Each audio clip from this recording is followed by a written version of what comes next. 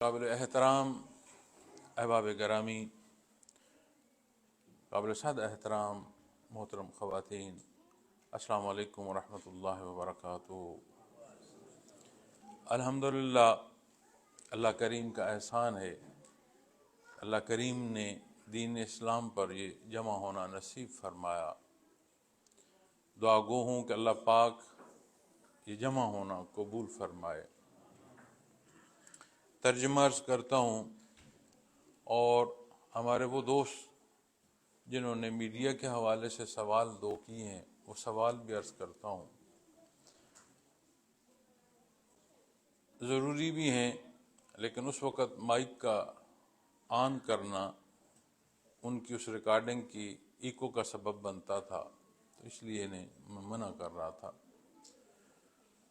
اللہ جل شانہ نے اس آیہ کریمہ میں ارشاد فرمایا ہے، یقیناً تم لوگوں کے لیے، یعنی ایسے شخص کے لیے جو اللہ سے اور روز آخرت سے ملنے کی امید رکھتا ہو اور کثرت سے ذکر الہی کرتا ہو، اللہ کے پیغمبر صلی اللہ علیہ وسلم کی ذات اقدس میں ایک عمدہ نمونہ موجود ہے۔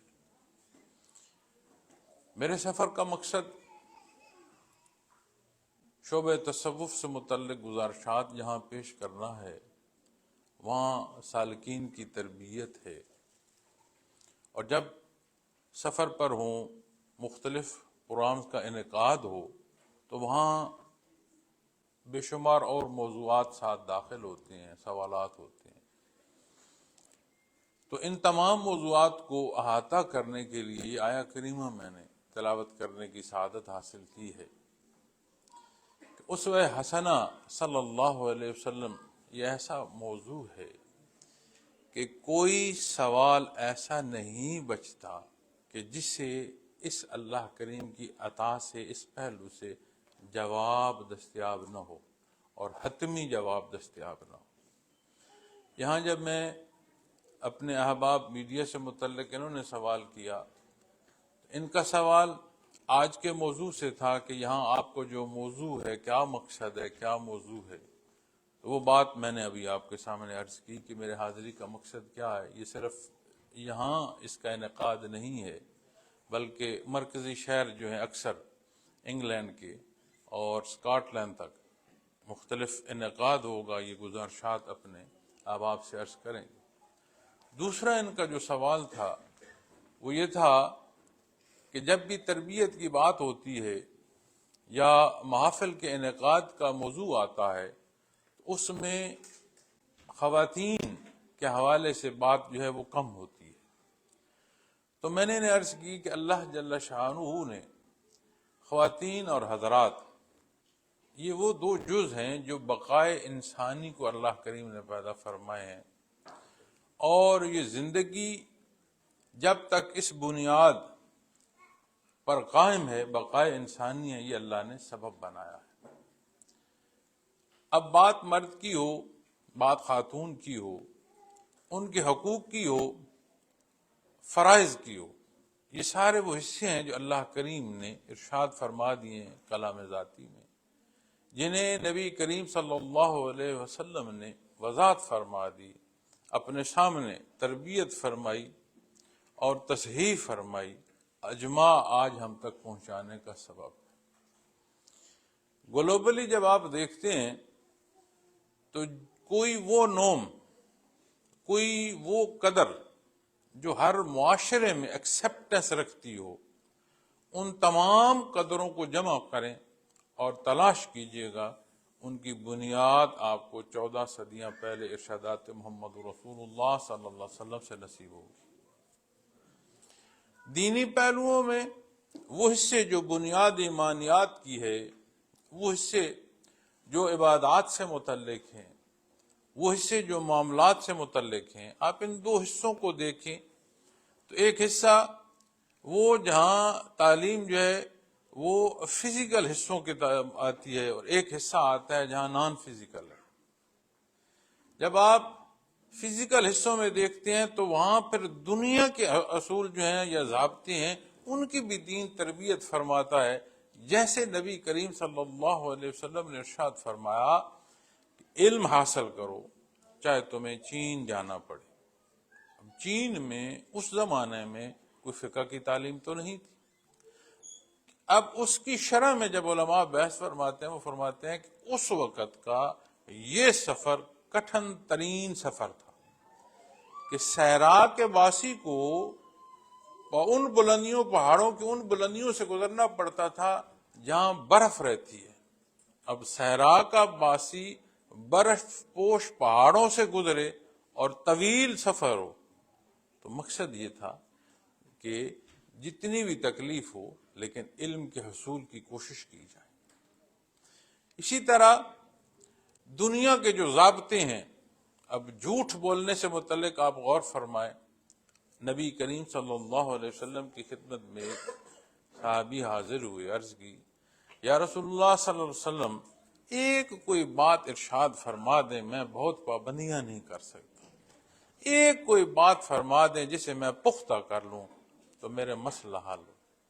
آپ صلی اللہ علیہ وسلم نے فرمایا جھوٹ نہیں بولنا، جھوٹ بولنا چھوڑ۔ اب یہ ایک بات ایسی ہے جسے آپ نے اسے کل تربیت کی بنیاد کے طور پر ارشاد فرمایا، آپ گلوبلی ٹریول کر لیں، دنیا کے کسی خطے میں جھوٹ کو کوئی ایکسیپٹنس نہیں ہوگی، بھلے دنیا بھر میں بولا جا رہا ہو، اسے اچھا کوئی نہیں کہے گا۔ تو جب بات اسوہ حسنہ سے ان ضابطوں پر آئے گی تو تربیت جہاں مردوں کو نصیب ہو رہی ہے، وہیں دینی احکامات خواتین کے لیے بھی ہیں۔ یہ دو جز ایسے ہیں حیات انسانی کی کہ ان سے آنے والی نسل کی تربیت ایسی ہوتی ہے کہ اعلیٰ تربیت ہو تو نبی کریم صلی اللہ علیہ وسلم نے فرمایا بہترین صدقہ جاریہ تمہاری اولاد۔ تو یہ وہ موضوع ہے کہ جسے کوئی چھوڑنا چاہے چھوڑ نہیں سکتا، یہ زندگی کے حصے ہیں۔ ہاں، ہم جدت کے نام پر رشتوں کا تقدس ختم کر دیں، ہم جدت کے نام پر حیا سے عاری ہو جائیں، ہم جدت کے نام پر بے لحاظ ہو جائیں، ہم جدت کے نام پر احترام چھوڑ دیں، ہم جدت کے نام پر اخلاقیات سے گر جائیں، تو اسے نہ جدت کہیں گے، نہ اسے انسانی زندگی کی ضرورت کہیں گے۔ جو بھی کچھ کہیں گے وہ اعلیٰ نہیں ہو سکتا، ادنا پہلوؤں میں سے ہوگا۔ لیکن جو بنیادی حصہ اس آیہ کریمہ سے اگر میں تفسیر عرض کروں اور ان تمام موضوعات کو احاطہ کرنا چاہوں تو اسے تین حصوں میں آپ دیکھیں۔ ایک وہ حصہ جہاں اسوہ حسنہ کی مثال دی گئی، اور یہ آیہ کریمہ سورہ احزاب سے ہے۔ سورہ احزاب انتہائی کٹھن موقع ہے۔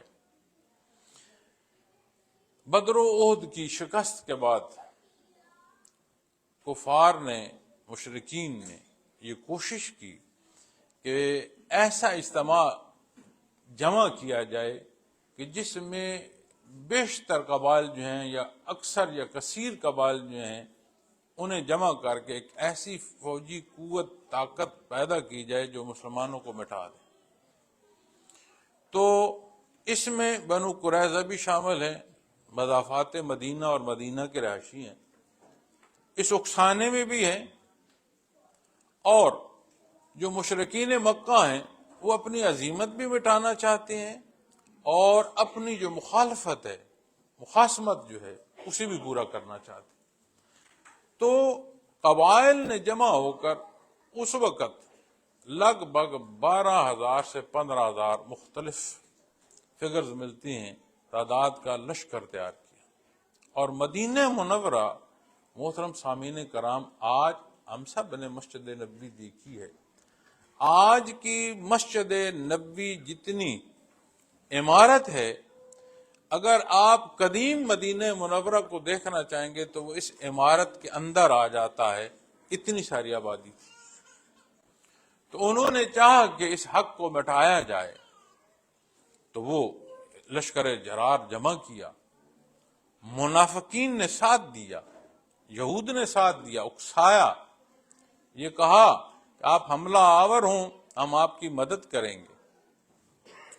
جب یہ موقع اس تیاری کی طرف بننے کو تھا تو نبی کریم صلی اللہ علیہ وسلم کی ذات اقدس کو اطلاع ہوئی کہ یہ معاملہ یا یہ ماجرا ہے۔ آپ صلی اللہ علیہ وسلم نے اپنے اصحاب سے مشورہ فرمایا، اور حضرت سلمان فارسی رضی اللہ تعالیٰ عنہ نے یہ رائے دی کہ یا رسول اللہ صلی اللہ علیہ وسلم، اس انداز سے اگر کہیں حملہ ہو تو ہمارے جو علاقے ہیں وہاں دفاع کی صورت میں خندق کھودی جاتی تھی، تو جو آبادی ہے، جتنی آبادی ہے، جیسے علاقہ ہے، جہاں پہاڑی ہے، جہاں درہ ہے، اور اتنی بڑی تعداد حملہ آور ہوگی، تو اس سارے حملے سے بچنے کے لیے بہترین جو شے ہے وہ خندق ہے۔ آپ صلی اللہ علیہ وسلم نے اسے پسند فرمایا۔ لگ بھگ 6 دن میں وہ تقریباً 3-3.5 میل اور کوئی 5 گز کے قریب اس کی گہرائی اور اتنی چوڑائی کہ کوئی بھاگتا جو ہے سوار جو ہے وہ بھی اسے پھلانگ نہ سکے، اور اسی آبادی نے، انہی اصحاب نے اسے کھودا، اور نبی کریم صلی اللہ علیہ وسلم نے بنفس نفیس شرکت فرمائی۔ اب آپ اس کے واقعات سنتے ہیں، وہ جو بھوک کی بات تھی، اور جواباً آپ صلی اللہ علیہ وسلم نے اپنا کرتا مبارک اٹھایا کہ 2 پتھر پیٹ پر باندھ رکھے ہیں، وہ بھی اسی موقع پر، اور یہ جنگ و جدل لگ بھگ مہینہ رہی۔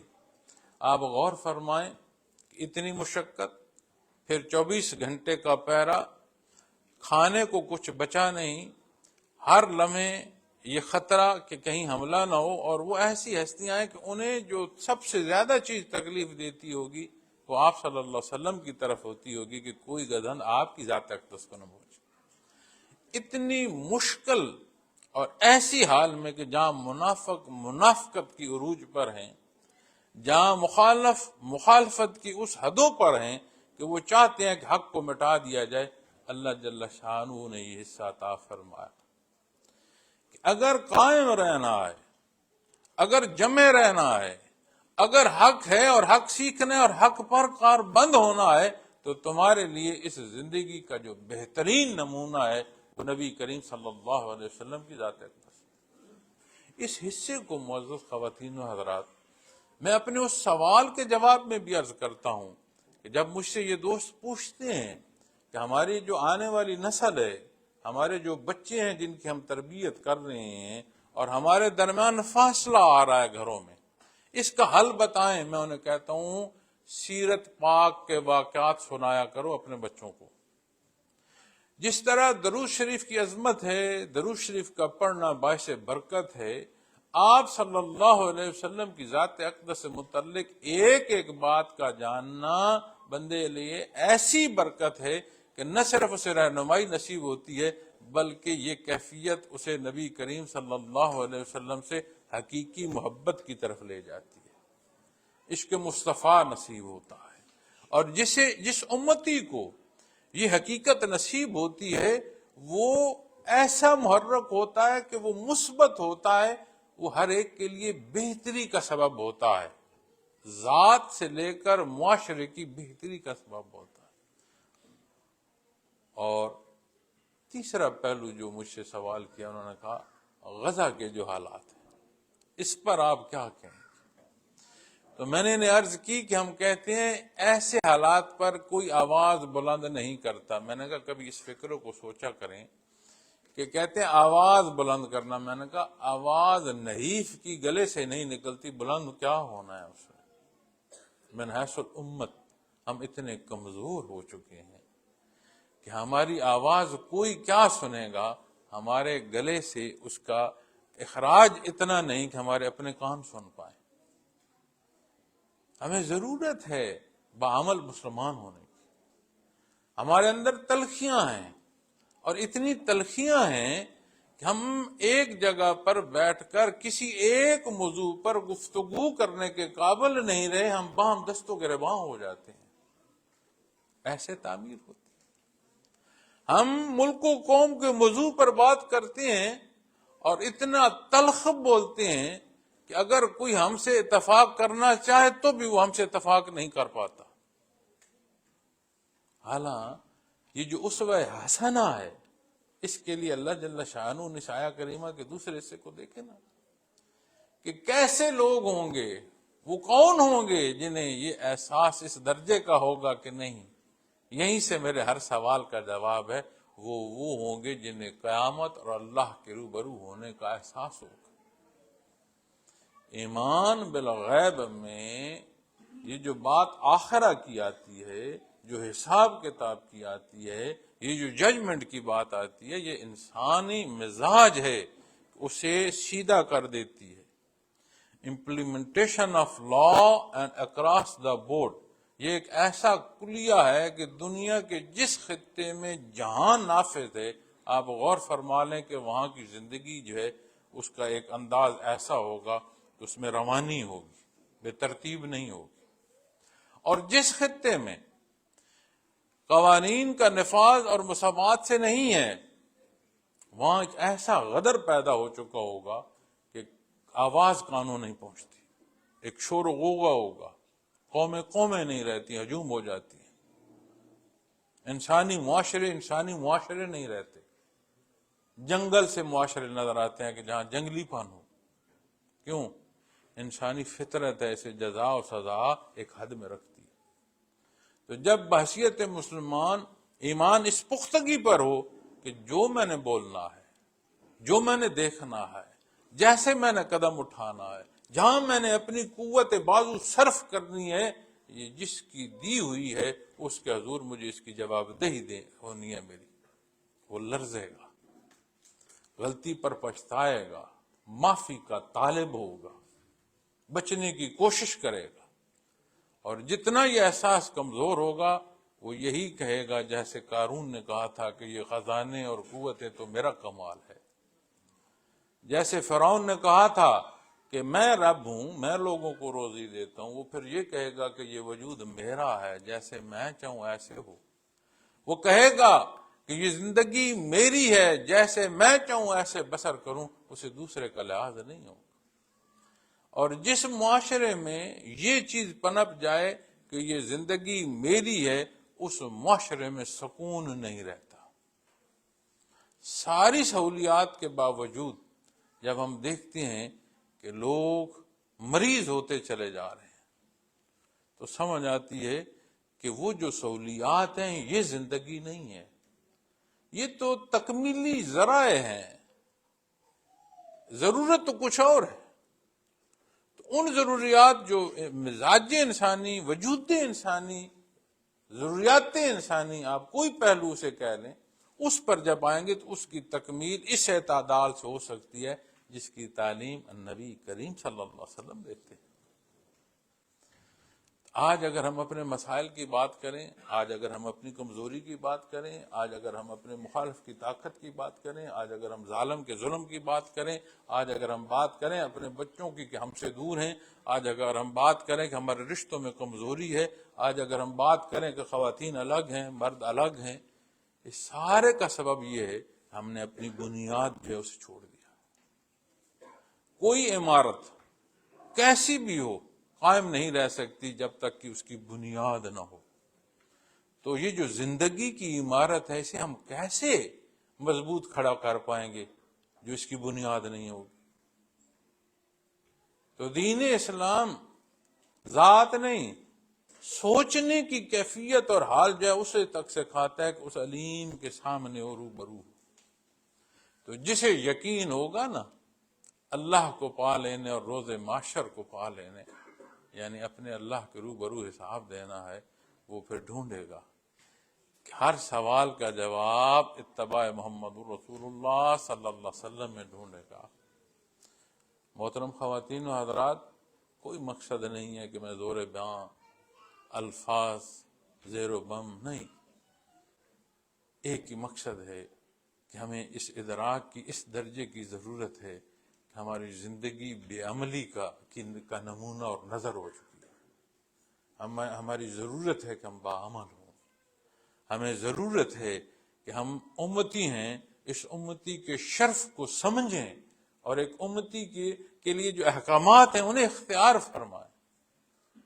ہم بات کرتے ہیں امت کی، ہم بات کرتے ہیں قوم کی، ہم بات کرتے ہیں ممالک کی، ہمارے پاس اصل نہیں تو یہ باقی حصوں کی توانائی ہم کہاں سے پہنچیں گے اس تک؟ ممکن نہیں۔ نبی کریم صلی اللہ علیہ وسلم کی بعثت سے پہلے یہ مشہور تھا کہ بعض لڑائیاں صرف جانوروں کو پہلے پانی پلانے پر ہوئیں اور لوگوں کی گردنیں کٹیں، یہ مشہور تھا۔ اور آپ صلی اللہ علیہ وسلم کی بعثت کے بعد صحابہ کرام رضوان اللہ علیہم اجمعین کی زندگی سے جانتے ہیں کیا مثال ملتی ہے؟ بندہ شہید ہو رہا ہے، پیاس ہے، پانی مانگا، دوسرے زخمی کے پانی مانگے پر پانی اپنا جو ہے اسے بھیج دیا، پانی نہیں لیا، خشک گلے سے شہادت ہو گئی، جان جانے آفرین کے سپرد کر دی، پانی کا گھونٹ بھائی کو دے گیا، وہ جو جانور کو پہلے پانی پلانے پر گردن اڑاتا ہے۔ ایسی اتنی بڑی تبدیلی کیسے آ گئی؟ ناروں سے آ گئی، بام جھگڑوں سے آ گئی، خواہشاتی ذاتی کے نفاذ سے آ گئی؟ نہیں، اصول دیا، انداز دیا، وہ یقین دیا، اور ایک ایک حصے کی رہنمائی فرمائی آپ صلی اللہ علیہ وسلم نے۔ کبھی آپ نے سوچا یہ جو میں اور آپ قرآن کریم پر بات کر رہے ہیں، یہ جو حق بیان ہو رہا ہے، یہ جو ہم تک حق پہنچ رہا ہے، اس سارے میں نبی کریم صلی اللہ علیہ وسلم نے کیسی تکلیف گزاری؟ یہی سورہ احزاب آپ اس موقع کو، اس غزوہ خندق کو پڑھیے گا، اس واقعے کو پڑھیے گا۔ آج تو اس آج کی جدت میں آپ اس نقشے کو دیکھیں، جہاں کھودی گئی، جیسے کھودی گئی، جتنے جگہ سے دفاع کا سبب کیا گیا اسے دیکھیے گا، پھر تعداد دیکھیے گا، پھر خوراک دیکھیے گا، آلات دیکھیے گا، آپ کو سمجھ آ جائے گی مشکل کہتے کسے ہیں، تکلیف کہتے کسے ہیں۔ ساری تکالیف سے آپ نے وہ ساری مبارک زندگی بسر فرمائی، اس لیے کہ یہ حق مجھے ملے، اس لیے کہ یہ حق آپ تک پہنچے، اس لیے کہ ہمارے گودوں میں جو ہماری اولاد کھیل رہی ہے ان کی تربیت ہو۔ اور اس سارے کے باوجود میں کہوں میں آپ کا امتی ہوں اور ایک بات پر اور ایک حکم پر عمل نہ کروں، تو کیا یہ امتی اس دعوے کو لے کر اللہ کے حضور جب پیش ہوگا قیامت کے روز اس دعوے پر پختہ ہو پائے گا؟ مقصد یہ درد ہے عرض کرنا۔ پھر دوسرا حصہ میں نے عرض کیا کہ دوسرے حصے میں جہاں قیامت اور اللہ جل شانہ کے روبرو ہونے کا فرمان ہے، وہاں فرمایا وَذَكَرَ اللَّهَ كَثِيرًا، جو اللہ کو کثرت سے یاد کرتا۔ یہاں پہنچو گے تو وہ موضوع جو میں نے عرض کی شعبہ تصوف، وہ آپ سے عرض کروں گا۔ وَلَا تَكُن مِّنَ الْغَافِلِينَ، اللہ جل شانہ فرماتا ہے خیال رکھنا، غافل نہ ہو جانا۔ لیکن اس آیہ کریمہ کی ابتدا پر آؤ تو وہ نسخہ بیان فرمایا گیا ہے جس سے بندہ غافل نہیں ہوتا۔ اور جب غافل ہو جائے تو صوفیاء تو اسے یہ کہتے ہیں نا، جو دم غافل سو دم کافر۔ اور جب بات آتی ہے اس غفلت سے چھٹکارے کی تو پھر آج کے مسائل کا ہم حاصل کر پائیں گے نہیں، تو جتنے رگیدے جا رہے ہیں اس سے زیادہ رگیدے جائیں گے، اس لیے کہ ہمارا رخ ایسا ہے۔ جہاں بھی میں گزارشات پیش کرتا ہوں وہاں میں یہ ضرور عرض کرتا ہوں کہ دیکھیں اپنے آپ کو، اپنے مثبت کردار کو۔ بہترین جو تبلیغ ہوتی ہے وہ کسی بھی انڈیویجول کی جو اس کے امور کی سر انجام دہی ہوتی ہے، اس کے اعمال ہوتے ہیں۔ تقریروں کی ضرورت نہیں رہتی، زور بیان کی ضرورت نہیں رہتی۔ عملی تبلیغ جو ہے یہ سب سے آسان ہے،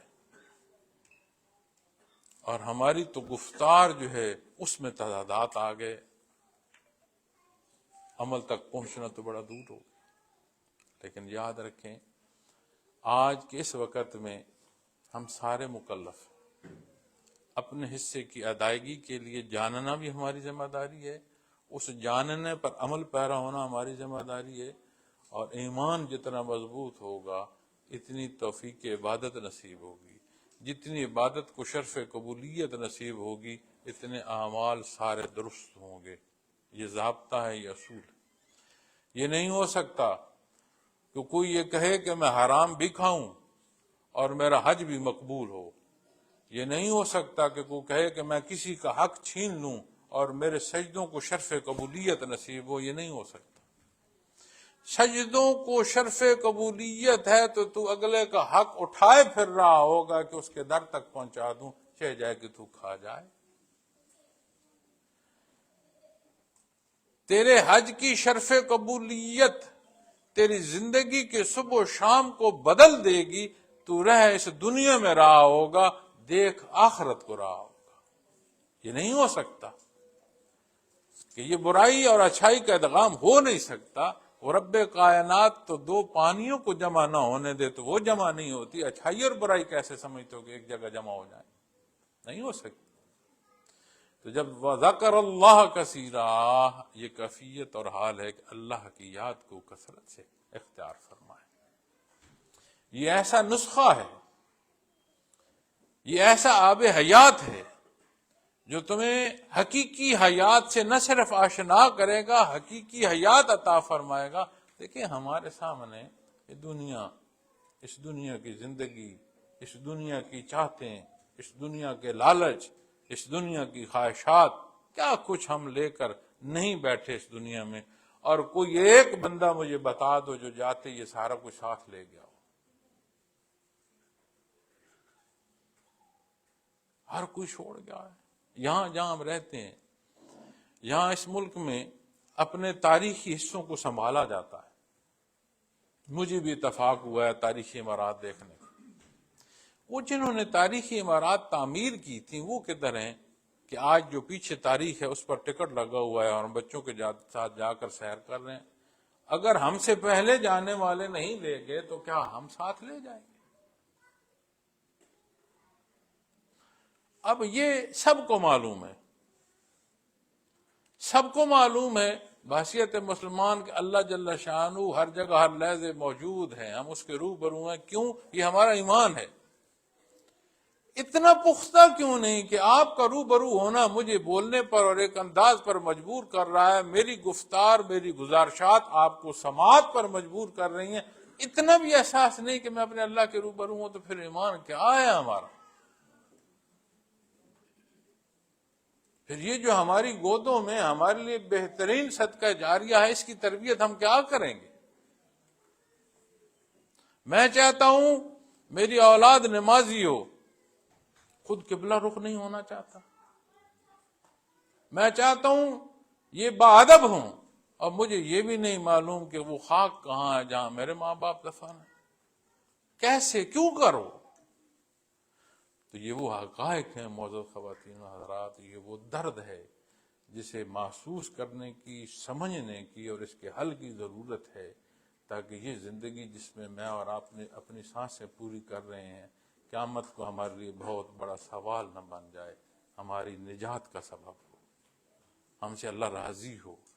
جب صفیں بنیں گی نا تو سب سے بڑی صف جو ہے وہ امت محمد رسول اللہ صلی اللہ علیہ وسلم کی ہوگی۔ ہمیں ان صفوں میں کھڑا ہونا نصیب ہو جائے۔ تو اگر صبح سے اب اس وقت کی نشست تک میں اور آپ اپنا جائزہ لیں، ہمیں سمجھ آ جائے گی کہ ہم کس صف کا انتخاب کر رہے ہیں۔ تو ان موضوعات کا باہم زیر بحث آنا، یہ بات یہاں نہیں ہے کہ یہاں بات وہاں اچھی بات تھی، ہاں یہ حقائق ہیں، یہ اچھی بات ہے، ہم نے بات کی، ہم نے سمجھی، نہیں۔ جب تک اس بات، اس سمجھ کو عمل تک نہیں لے جائیں گے حل نہیں ہوگا۔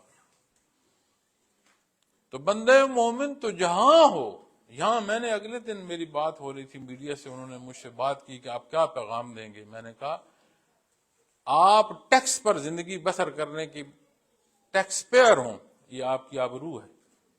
ٹیکس پیئر ہونے تک آپ ایسے ایسے معاملات سے گزریں گے کہ آپ کو بے شمار چیزوں پر اپنا آپ کو سنبھالنا پڑے گا، محنت کرنی پڑے گی۔ آپ اس معاشرے کا ایک وہ متحرک فرد ہوں گے کہ وہ معاشرہ آپ کا لحاظ کرے گا۔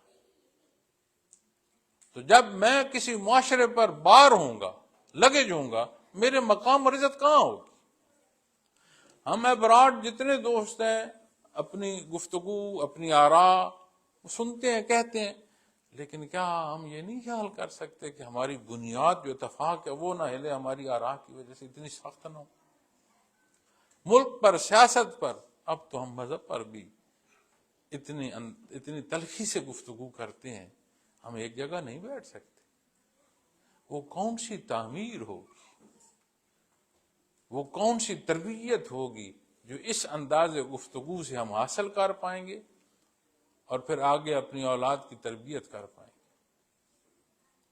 تو اس سارے موضوع کو اگر میں سمیٹوں تو میں یہ نسخہ بھی عرض کر رہا ہوں، اپنے اللہ کو یاد کرو۔ یہ اس کی یاد تمہیں اس درجے کے ایمان پر پہنچا دے گی کہ تو دیکھ نہیں سکتا پر تو اپنے اللہ کو دیکھ رہا ہو، تو سن نہیں سکتا پر تو اپنے اللہ کو سن رہا ہو، تو اس سے کلام نہیں کر پا لیکن تو اس سے کلام کر پا رہا ہوگا۔ حضرت علی رضی اللہ تعالیٰ عنہ کی حوالے سے ایک روایت ہے، آپ رضی اللہ تعالیٰ عنہ نے فرمایا کہ جب میں اللہ سے باتیں کرنا چاہوں تو میں دو گانا نیت کر لیتا ہوں، تو میں اپنے اللہ سے باتیں کرتا ہوں، اور جب میں یہ چاہوں کہ میں اپنے اللہ کی باتیں سنوں تو میں قرآن پڑھنا شروع کر دیتا ہوں۔ کتنی بڑی عطا ہے اپنے اللہ۔ تو معزز سامعین کرام، میں نے عرض کی کہ اسی آیہ کریمہ جسے میں نے تمام موضوعات پر عرض کیا ہے، اسی آیہ کریمہ کو میں آپ کو نسخے کے طور پر بھی کہہ رہا ہوں کہ یہ جو اللہ نے ہمیں یہ نسخہ عطا فرمایا کہ اللہ کی یاد اختیار کرو، وہ تمہیں اس قابل کر دی گی کہ اس کے حضور حاضر ہونا ہے، قیامت کو جواب دینا ہے، یہ کہ میں ایسے انداز زندگی کو اختیار کروں جس کی تعلیم مجھے نبی کریم صلی اللہ علیہ وسلم نے دی۔ تو یہ وہ حصے ہیں، وہ موضوعات ہیں کہ جو ہمارے مسائل کا حل ہے۔ تو میں دعا گو ہوں اللہ کریم ہمیں یہ سمجھنے کی توفیق عطا فرمائے، اللہ کریم ہمیں اس قابل کرے کہ اتباع محمد رسول اللہ صلی اللہ علیہ وسلم ہماری زندگیوں میں ہو، ہمارے امور میں ہو، ہمارا کلام، ہمارا وہار، ہمارا کمانا، ہمارا خرچ کرنا، ہمارا پہننا، ہمارا اوڑھنا، ہمارا میل جول، ایک ایک چیز، ایک ایک انداز وہ ہمیں نصیب ہو جو اللہ نے پسند فرمایا۔ اسی میں راز مضمر ہے ہماری اولاد کو۔ یہ جو کہا جاتا ہے نا کہ یہ میری زندگی ہے، کیا ہر کوئی کہیں سے ایسے اچانک آ ٹپکا ہے؟ کسی کے وطن سے پیدا ہوا، کسی کا خون ہے، کسی نے پرورش کی، شاید کسی نے بھوک کاٹی اور اسے کھلایا، یقیناً کوئی جاگا اور اسے سلایا۔ آج وہ اس عمر کو پہنچے کہ اس کے پاس توانائی ہے اور ناتواں کو کہے کہ تو کون ہے، یہ میری زندگی ہے۔ یہ جدت ہے، یہ ہم تربیت کریں گے اپنی اولاد کی۔ سمجھ نہیں آتی کہ کیسی خوبصورت قدریں تھیں ہمارے بڑوں کی، اپنے نومس تھیں، گھرانوں کی، بندے بولتے تھے، لوگ پہچان کر کہتے تھے کہ یہ فلاں خاندان کا ہے اگر یہ ایسا بول رہا ہے۔ اپنے معاشرے میں دیکھو، تھا نہیں تھا۔ اس بات کا ادراک کون کرے گا کہ ہم نے اپنے بچوں کو جو سکولنگ دی ہے، ہم نے اپنے بچوں کو جو معاشرہ دیا ہے، ہم نے جو انداز زندگی ان کو دی ہے، جو ہم انہیں کھلا پلا رہے ہیں، ان کا وہ حصہ اس طرح نہیں ہو سکتا جیسا ہمارا تھا۔ آج انہیں why and why not answer کر کے سمجھانا ہوگا۔ ہم اس طرح جیسے ہم رہتے تھے اس طرح توقع کرتے ہیں آج کے بچے کی نہیں۔ اس کے ساتھ وقت تو بسر کرو، گھر کا ایک کھانا تو اکٹھا کھا لو۔ یہ جو آپ تلاش کیجئے گا ویسٹ میں، جو ہم سمجھتے ہیں نا کہ ویسٹ میں جی ہر ایک کی اپنی زندگی سے تلاش کیجئے گا، جہاں بھی مضبوط خاندان آپ کو ویسٹرن لائف میں ملیں گے، وہ خاندان ایسے اکٹھے رہتے ہوں گے، ڈھونڈیے گا۔ وہ کمبائن فیملی میں رہتے ہوں گے۔ جہاں جہاں ویسٹ میں خاندانی نظام آپ دیکھیں نا، ہاں جی پرانا خاندان، اسے تلاش کیجئے گا، وہ کمبائن فیملی سسٹم میں ہوں گے۔ ہم بخی ادھیڑ رہے ہیں اپنے خاندانی نظام کی۔ تو ایک وقت کا کھانا ہمارا اکٹھا نہیں ہے۔ کیسے ہم بچوں کو سمجھ پائیں گے؟ وہ کیسے ہمیں سمجھا پائیں گے کہ ان کا درد کیا ہے؟ وہ کیوں ہمارے ساتھ نہیں چل پا رہے؟ اس کے لیے ذہنی امانگی چاہیے۔ اپنی پرانی زندگیوں کو دیکھیں، بڑوں کے پاس شام میں لوگ بیٹھا کرتے تھے، ان کی سنا کرتے تھے۔ آج اس انداز کو اپنا لو کہ بیٹھ کر کھانا اکٹھا کھا لو، بیچ میں سے ایک سکرین تو نکال لو۔ اگر ٹیلی ویژن نہیں ہے تو موبائل ہے، کم از کم روبرو تو ہو جاؤ، بھلے آدھے گھنٹے کو بیٹھ جاؤ، ایک کھانے کو بیٹھ جاؤ۔ جب بیٹھو گے، باتیں کرو گے، ان کی سنو کیا کہتے ہیں اور انہیں لاجک سے جواب دو۔ میں یقین سے کہہ سکتا ہوں کہ ڈٹو کاپی آپ کی ہوتے چلے جائیں گے، انہیں اون تو کرو۔ ساری کمزوریوں کے باوجود یہ جو آج کے ہمارے بچے ہیں، ان میں ایک ایسی شے ہے جو بہت مثبت ہے، وہ یہ ہے کہ یہ سیدھے ہیں، ہے یا نہیں سیدھا آپ کو کہہ دیں گے۔ تو یہ شکر نہ کریں ہمیں کہ آج کا بچہ اگر ہمیں کہتا ہے میں اتفاق کرتا ہوں اور کہتا ہے میں اتفاق نہیں کرتا، تو ہم اسے وہ حصے مہیا کریں، وہ سیدھا ایکسپٹ کرے گا اور آپ کی ڈٹو کاپی ہوگا۔ لیکن نسخہ کیا ہے جو اللہ نے عطا فرمایا؟ اسوہ حسنہ صلی اللہ علیہ وسلم۔ تو معزز سامعین کرام، میں اپنے بیان کے آخر میں طریقہ ذکر سلسلہ عالیہ کے حوالے سے بھی عرض کروں گا اور یہ بھی عرض کروں گا کہ سیرت پاک کے واقعات کوئی ایسا ذریعہ کریں کہ کوئی نہ کوئی واقعہ ہماری نشست کا حصہ ہو، اپنے بچوں کو بتائیں۔ نبی کریم صلی اللہ علیہ وسلم نے اپنی مبارک زندگی کا وہ بچپنا کیسے بسر فرمایا، وہ حصہ جو نوخیز عمر ہوا کرتی ہے، وہ مبارک حصہ آپ کی مبارک زندگی کا کیسا تھا، کاروباری زندگی کیسے تھی، آپ کی گھریلو اور دوستی کی نشست کیسے تھی، آپ نے تکالیف میں وقت کیسے بسر فرمایا، عبادات کیسے آپ نے اختیار کی، کیا محنت اور مجاہدہ فرمایا آپ، لوگوں کا درد کتنا تھا۔ ایک ایک واقعے میں آپ کو پوری زندگی کے مسائل کے حل ملیں گے۔ اللہ کریم یہ توفیق ہمیں عطا فرمائے۔ آخر میں سلسلہ عالیہ کے حوالے سے میں عرض کروں گا، جو میں نے عرض کیا نا وَذَكَرُ اللَّهَ كَثِيرًا، اور اللہ کا ذکر کثرت سے کرتے ہیں، تو معزز سامعین کرام، قرآن کریم کو بھی اللہ کریم نے ذکر ارشاد فرمایا، اِنَّا نَحْنُ نَزَّلْنَا الذِّكْرَ۔ اسی طرح جب آپ عبادات میں آتے ہیں تو فرائض جو ہیں ان کی ادائیگی جو ہے، اس میں آپ کو نماز ہے، یہ ذکر ہے، آپ تسبیحات کرتے ہیں، یہ لسانی اذکار ہیں، لیکن جب آپ عمل کثیر ڈھونڈیں گے نا، وہ کیفی حصوں کے بغیر عمل کثیر بنتا نہیں۔ لیکن سارے اذکار، ہر صالح عمل اپنے اپنے درجے میں ایک ذکر ہے۔ تو ذکر کثیر کے لیے ذکر خفی کی ضرورت ہوتی ہے، جسے آپ تصوف کے نام سے جانتے ہیں۔ اس شعبے والے بندے کو آپ صوفی کہتے ہیں۔ اور میں تو یہ یقین، میں نے یہ قرآن کریم میرے سامنے ہے، باوضو بیٹھا ہوں، اللہ اور اس کے حبیب صلی اللہ علیہ وسلم کے مبارک نام لینا نصیب ہو رہے ہیں، دین پر بات ہو رہی، حیا آتی ہے۔ اس راہ کے کیسی کیسی عظیم ہستیاں مسافر تھیں، اور آج ہم کیسے کمزور اور خطا کار لوگ ہیں کہ لوگ جب ہمیں دیکھتے ہوں گے، ہماری باتیں سنتے ہوں گے، وہ کہتے ہوں گے اس راہ کے مسافر ایسے ہوتے۔ لیکن جیسے بھی ہیں، جو گناہ، کمزوری، خطا ہے، جو کم علمی ہے، لیکن کوشش یہ ہے کہ یہ راستہ حق کا راستہ ہے، دین اسلام کا، اس پر جتنا کلام ہو سکے، اس سے متعلق جتنی تربیت ہو سکے، اپنی کم مائگی اور کمزوری کا ادراک کرتے ہوئے جتنا عمل نصیب ہو سکے کرتے جائیں۔ لیکن اس راہ کے مسافروں کو دیکھتے ہیں تو حیا آ جاتی ہے کہ بہرحال ہم جیسے لوگ ہیں جو لوگوں کو اس شعبے کی دعوت دے رہے ہیں۔ اللہ کریم غفور الرحیم ہے، اسے اپنی مخلوق بڑی پیاری ہے، جیسے بھی ٹوٹے پھوٹے لفظ ہوں ان کا اثر پیدا فرما دے۔ جو چاہتا ہوں، جو درد چاہتا ہوں کہ آپ تک منتقل ہو، اللہ اسے عطا فرما دے۔ میری بات میں کمزوری ہو سکتی ہے، میرے انداز میں کمزوری ہو سکتی ہے، اللہ معاف فرمائے۔ میری کہنے سننے میں کہیں کوئی کمزوری ہو سکتی ہے، لیکن جو میں کہہ رہا ہوں وہ کمزور نہیں ہے، وہ حق ہے۔ تو جب ذکر کی بات آئے گی تو معزز سامعین کرام، ذکر خفی جو طریقہ ذکر ہے، پاس الفاظ کا اسے ذکر خفی کہتے ہیں۔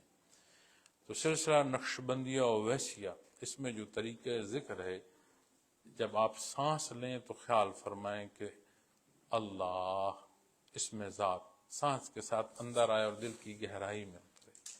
سانس خارج ہو تو لفظ ہو باہر سے دل پر آ کر ضرب کرے۔ قبلہ رخ بیٹھیں، متوجہ اللہ ہوں، پاؤز تسمیہ پڑھ لیں، بھلے 2 منٹ کے لیے کر لیں۔ یہ وہ 2 منٹ ہیں جو اپنا وقت خود بڑھانے پر آپ کو مجبور کرتے چلے جائیں گے۔ اگر نتیجہ دیکھنا ہو تو قرآن و سنت، پیر صاحب نہیں، قرآن و سنت۔ زندگی میں قرآن و سنت کی طرف نہ صرف رغبت بڑھے گی، عمل کی توفیق بڑھنا شروع ہو جائے گی۔ کمزوریوں، خطاؤں سے فاصلہ پیدا ہونا شروع ہو جائے گا۔ میں نہیں کہہ رہا معصوم عن الخطا، فاصلہ پیدا ہونا شروع ہو جائے گا۔ کہیں غلطی ہوگی، اس کی کڑواہٹ محسوس کرو گی، توبہ کی توفیق نصیب ہوگی۔ اور یہ علاج ہے اس امت کا، ہمارے سارے مرضوں کا علاج ہے کہ ہمارے ایمان مضبوط ہو۔ تو جب بیٹھیں، طریقہ عرض کر دیتا ہوں، آنکھیں بند ہوں، متوجہ اللہ ہوں، پورے دھیان سے سانس اندر آئے، یہ دیکھیں اللہ ہو۔ اب اس میں یاد رکھیے گا، جو شعبے کو نہیں جانتا وہ کہے گا یہ ایسا ذکر کیوں ہے، اس طرح کیوں ذکر کرنا ہے۔ یہ جو طریقہ میں عرض کر رہا ہوں، یہ ذریعہ ہے۔ ذکر وہ ہے جو لفظ اللہ کی تکرار کر رہے ہیں۔ آپ ہاتھ میں لکڑ کی تسبیح پکڑتے ہیں، پتھر کی پکڑتے ہیں، کاؤنٹر پر تسبیح کرتے ہیں، کہاں لکھا ہوا ہے یہ تسبیح؟ نبی کریم صلی اللہ علیہ وسلم نے تو تسبیح ہاتھ مبارک میں پکڑی ہی نہیں۔ مقصد ہے کہ وہ تسبیحات پڑھی جائیں، تسبیح اٹ سیلف جو ہے وہ مقصد نہیں ہے، ایم نہیں ہے۔ اسی طرح اس طریقے سے بہترین فوکس نصیب ہوتا ہے۔ اس طریقے پر آپ ذکر فرمائیں، اللہ توفیق دے، تو پھر آپ کو وہ درد جو میں عرض کر رہا ہوں نا، اور یہ ایمان کے ساتھ ہوتا ہے۔ آپ کے چہرے مجھے بتا رہے ہیں کہ آپ کو یہ درد محسوس ہو رہا ہے، میرے کہنے کی نہیں بات۔ لا الہ الا اللہ محمد رسول اللہ، یہ اس کی مٹھاس ہے جو آپ کے چہروں پر عیاں ہو رہی ہے۔ میں نے تو صرف یہ ہے کہ اس درد کو چھیڑا ہے، اس موضوع کو چھیڑا ہے۔ اب آپ کے سارے چہرے، جتنے آپ میرے سامنے بیٹھے ہیں، آپ کے چہرے شہادت دے رہے ہیں کہ جو باتیں میں کہہ رہا ہوں اس کا درد آپ محسوس کر رہے ہیں۔ میں نے تو یہ جو وہ کہتے ہیں نا کہ جھاڑ پھونک، یہ پتہ ہے کیوں ہے اثر؟ لا الہ الا اللہ محمد رسول اللہ۔ اور یہ بڑے نصیب کی بات ہے، اللہ دنیا سے جانے اور قبر میں اترنے میں یہ ایمان کی کیفیت ساتھ لے جانا نصیب فرمائے۔ وآخر دعوانا الحمدللہ رب العالمین۔